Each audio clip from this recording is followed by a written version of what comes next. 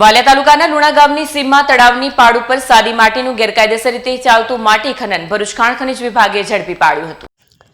વાલિયા તાલુકાના લુણા ગામના જાગૃત આગેવાન વિનેશ રવિયાભાઈ વસાવાને ગામની સીમમાં આવેલ તળાવની પાડ પર માટી ખનન ચાલી રહ્યું છે અને ગામમાં બનાવેલ આરસીસી માર્ગની બાજુમાં કોન્ટ્રાક્ટરની મિલીભગતથી નાખવામાં આવી રહ્યું છે, જેને લઈ તેઓ સ્થળ પર આવી જતા માટી ખનન જોવા મળતા તેઓએ ભરૂચ જિલ્લા ખાણ ખનીજ વિભાગમાં જાણ કરતા ખાણ ખનીજના રોયલ ઇન્સ્પેક્ટર અને સર્વેયર સ્થળ પર દોડી આવ્યા હતા અને સાદી માટીનું ગેરકાયદેસર રીતે ખોદકામ કરતા એક જેસીબી અને ટ્રેક્ટર પકડી જરૂરી કાગળો માંગતા કોઈપણ જાતના પુરાવા રજૂ ન કરતા ખાણ ખનીજની ટીમે બંને વાહનો સીઝ કરી કાર્યવાહી હાથ ધરી છે।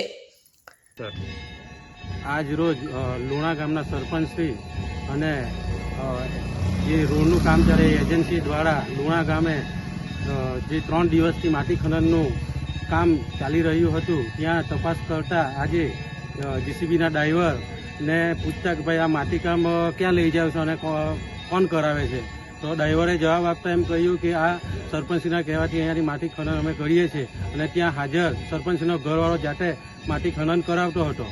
આ માટી ખનન ચોરી જે કરેલી છે, જે ભ્રષ્ટાચાર કરેલો છે, જે એજન્સી અને સરપંચશ્રી દ્વારા એમના પર યોગ્ય કાર્યવાહી કરી એફઆઈઆર કરવાની અમારી બધાની માંગ છે। વિડીયો જર્નાલિસ્ટ સંજય વસાવા સાથે સત્યા ટીવી ન્યૂઝ વાલિયા।